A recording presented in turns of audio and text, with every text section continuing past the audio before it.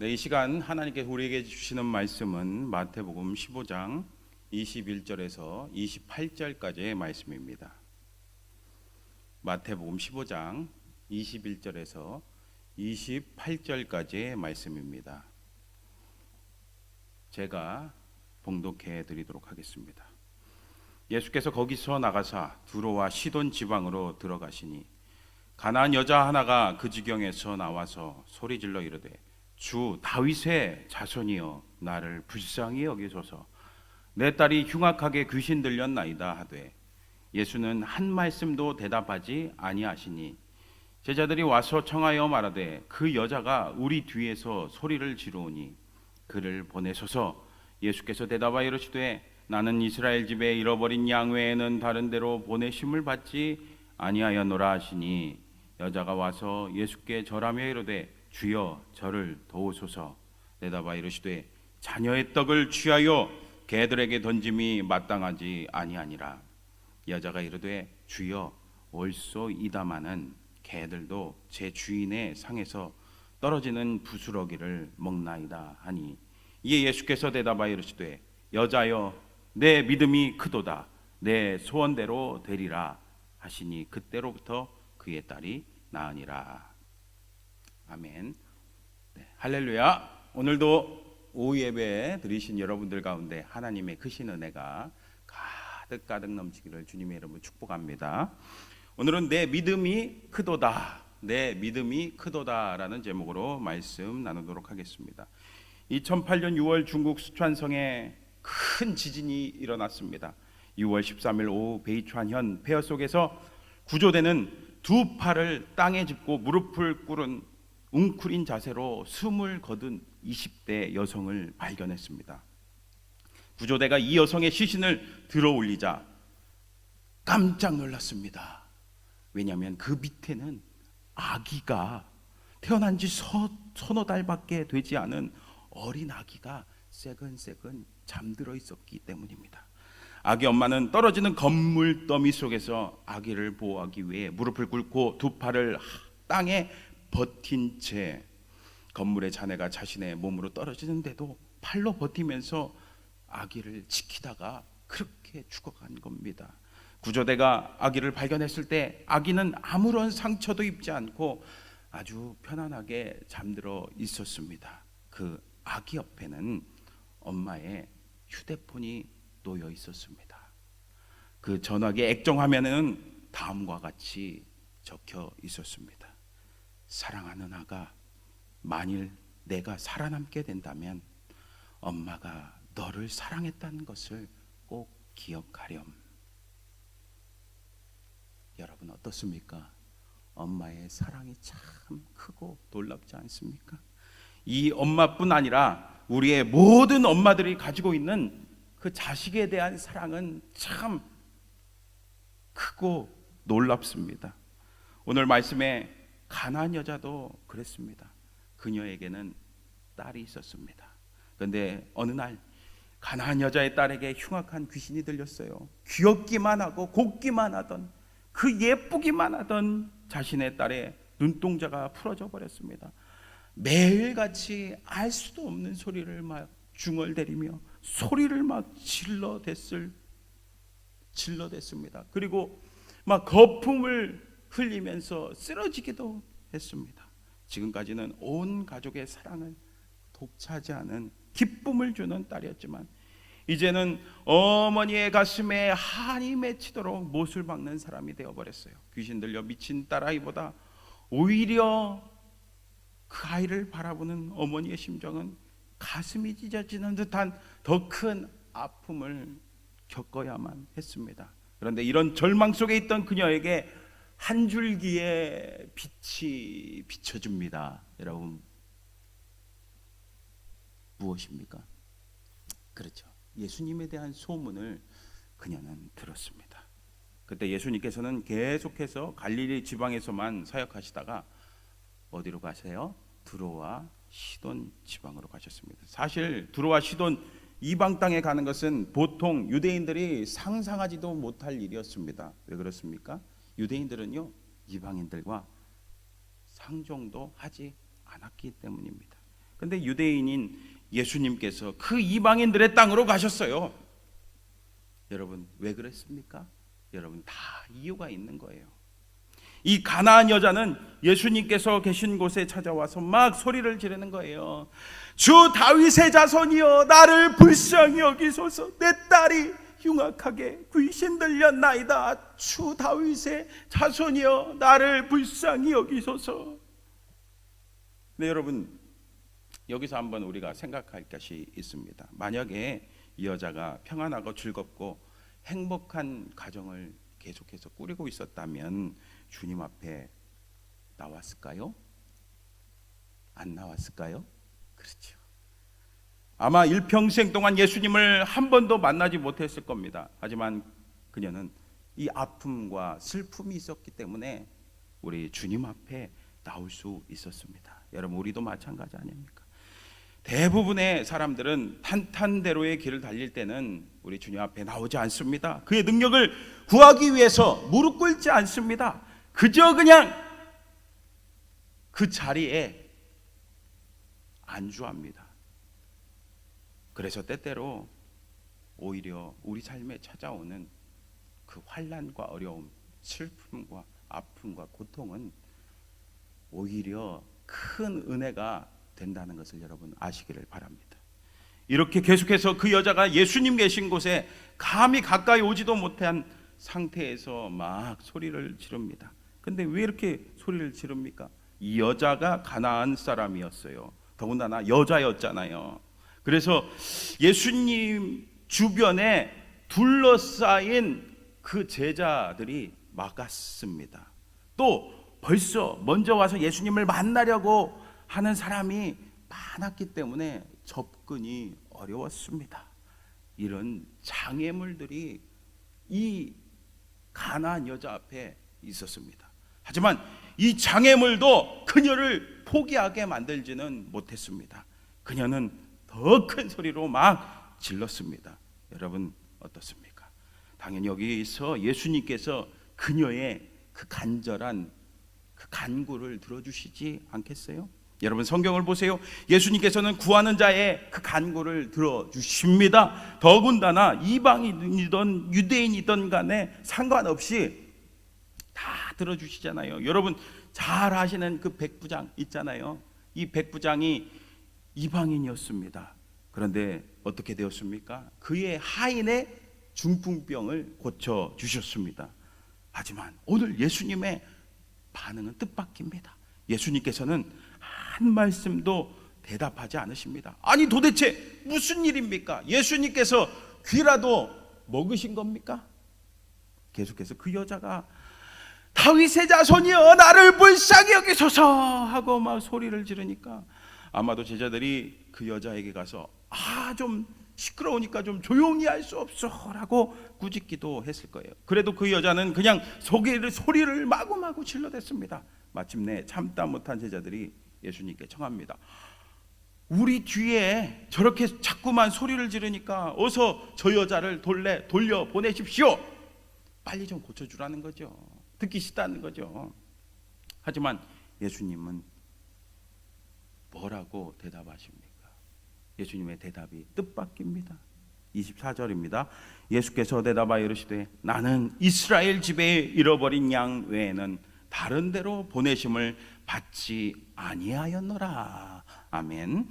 사실 앞서도 예수님께서 제자들에게 말씀하셨습니다. 예수님께서는 제자들을 파송하면서 말씀하시죠. 마태복음 10장 5절에서 6절 말씀 보세요. 예수께서 이 12를 내보내시며 명하여 이르시되 이방인의 길로도 가지 말고 사마리아인의 고을에도 들어가지 말고 오히려 이스라엘 집에 잃어버린 양에게로 가라. 아멘. 이 말씀은 예수님의 공생의 사역의 우선 순위는 이스라엘이고 이방인을 대상으로 하는 사역은 예수님께서 부활하신 후 제자들이 수행할 것이라는 뜻입니다. 그러나 이 가나안 여자는 포기하지 않았습니다. 그녀는 포기하지 않고 어떻게 합니까? 25절입니다. 여자가 와서 예수께 절하며 이르되 주여 저를 도우소서. 이번에는 예수님께 절하며 도와달라고 애원합니다. 예수님께서 아무런 응답이 없는데도 그 여자는 실망하거나 좌절하지 않았습니다. 그리고 제자들이나 그 밖의 사람들이 그녀의 길을 가로막고 가까이 오는 것을 방해했지만 그 모든 장애물을 뚫고 예수님 앞에까지 나왔습니다. 그 앞에까지 전진한 거예요. 이렇게 그녀는 예수님의 능력에 대한 믿음을 잃지 않았고 사랑하는 딸을 고쳐보겠다는 그 집념을 잃지 않았습니다. 어쨌든 그 여자는 예수님 앞에 와서 계속 절을 했습니다. 여기서 절하면을 원어로 보면은 계속 내지는 반복을 의미하는 겁니다. 절하는 것은 여러분 종이나 하는 거잖아요. 사실 그만큼 그 여자는 간절했습니다. 그래서 이제 드디어 예수님께서 그녀에게 직접 말씀하십니다. 그럼 딸을 고쳐 주십니까? 26절을 한번 보세요. 대답하여 이르시되 자녀의 떡을 취하여 개들에게 던짐이 마땅하지 아니하니라. 아멘. 여러분 이게 뭡니까? 개라니요. 그녀는 매우 기분이 상했을 거예요. 자녀는 유대인을 가리키고 개들은 당연히 이방인들을 가리키겠죠. 가나안 여자와 그 딸을 얼마나 멸시하고 차별했으면 개라고.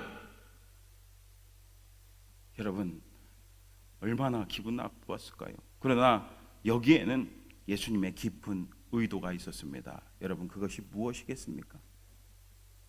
그렇습니다. 바로 예수님께서는 그녀를 지금 시험하시는 거예요. 테스트하시는 거예요.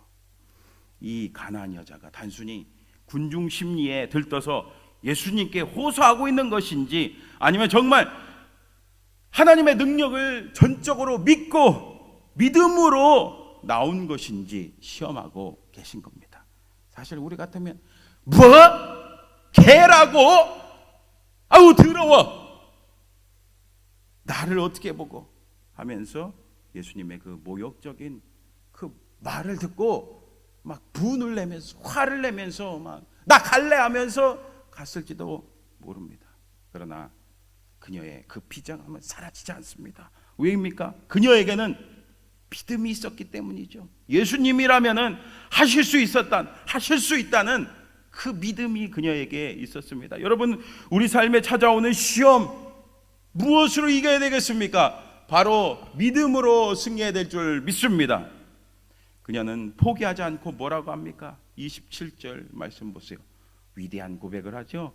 여자가 이르되 주여 올소이다마는 개들도 제 주인의 상에서 떨어지는 부스러기를 먹나이다. 아멘. 하나님의 뜻에 대한 예수님의 말씀을 100% 받아들인다는 겁니다. 이방인의 입장에서 하나님의 처사가 잘 이해되지 않고 불공평해 보일 수도 있습니다.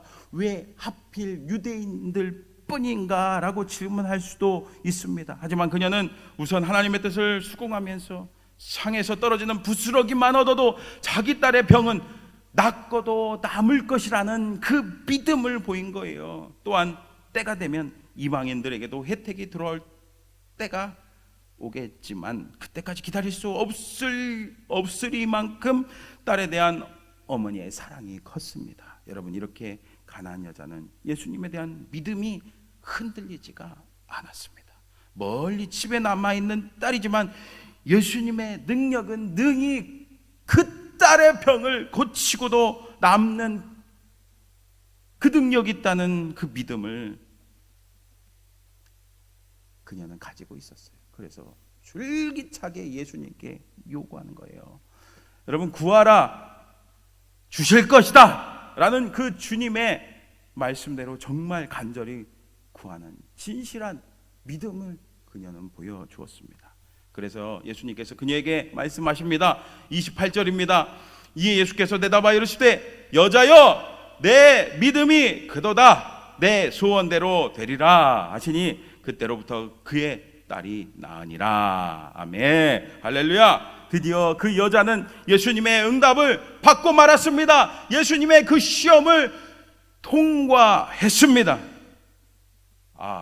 그런데 그 자리에 있던 제자들은 예수님의 그 응답을 듣고 그 말씀을 듣고 깜짝 놀랐어요. 왜 그렇습니까? 그들의 믿음은 작은 믿음이었기 때문입니다. 예수님께서 제자들에게 믿음이 작다고 말씀하셨어요. 앞서서 예수님을 모시고 다니는 함께하는 제자들에게 예수님은 마태복음 8장 26절을 보면 믿음이 작은 자들아 라고 말씀하시고, 그리고 마태복음 14장 31절도 보면 무리를 걷다가 물에 빠진 베드로에게 뭐라고 말씀하셨습니까? 믿음이 작은 자요 왜 의심하였느냐 라고 말씀하셨어요. 이렇게 제자들의 믿음은 커요 작아요? 작았습니다. 그러니 예수님 입장에서 이 제자들이 작은 믿음을 갖고 계시니까 얼마나 답답하셨을까요? 그리고 무엇보다 제자들이 큰 믿음을 예수님은 갖기를 원하셨습니다. 왜요?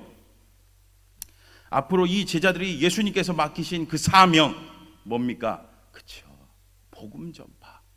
땅끝까지 가서 제자를 삼는 그 사명을 감당해야 하지 않습니까? 그래서 오늘 예수님께서는 이방 땅까지 일부러 오셔서 제자들에게 큰 믿음을 알려주기를 원하셨던 겁니다. 그것을 보여주기를 원하셨던 겁니다. 그러면 도대체 그녀의 큰 믿음이 뭡니까? 여러분 오늘 말씀을 보면 가나안 여자는 예수님을 뭐라고 부릅니까? 22절에 주 다윗의 자손이요, 25절에 주여 저를 도우소서, 27절에 주여 올소이다마는, 여러분 그렇습니다. 가나안 여자는 예수님에게서 주님을 발견했습니다. 제자들과 많은 무리들은 예수님에게서 고작 유대인의 왕을 발견했을 뿐입니다. 예수님을 정치적, 물질적, 지상의 나라의 왕이 되기를 기대하고 그 가능성을 인정하는 정도였습니다. 그래서 제자들은 예수님이 왕이 되시면 다 한 자리씩 차지할 그 생각을 했잖아요. 그러나 이 여자는 예수님이 행하신 기적을 들으면서 그런 일을 하실 수 있는 것은 사람이 아니고 하나님만이 가능하다고 판단하고 하나님을 부르는 주님이라고 3번이나 부른 겁니다. 그리고 더군다나 22절에 예수님에게 뭐라고 불렀다고 했어요? 다윗의 자손, 다윗의 자손이라고 불렀어요. 예수님을 구원자, 우리를 죄에서 어둠에서 건져내실 그 구원해 주실 분이라고 믿은 겁니다. 그래서 그녀는 이 믿음으로 자기의 귀에 들려오는 예수님의 그 불쾌한 말씀, 행동, 그 모든 것에도 불구하고 그것을 초월할 수 있었던 거예요.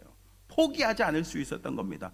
그러므로 자기 딸이 비록 멀리 떨어져 있고 이 현장에는 없을지라도 예수님의 능력은 얼마든지 귀신을 쫓아낼 수 있다고 확신했습니다. 그래서 예수님더러 자기 집으로 가서 같이 가서 딸에게 안수기도 해주고 직접 어떤 치유의 행동을 해달라고 요구하지 않았습니다. 예수님의 말씀 한마디면 족합니다 라는 그 믿음을 가졌습니다. 여러분 생각해 보세요. 하나님이신데, 창조주, 능력의 하나님이신데 무엇인들 못하겠습니까? 그녀에게는 이 믿음이 있었던 거예요.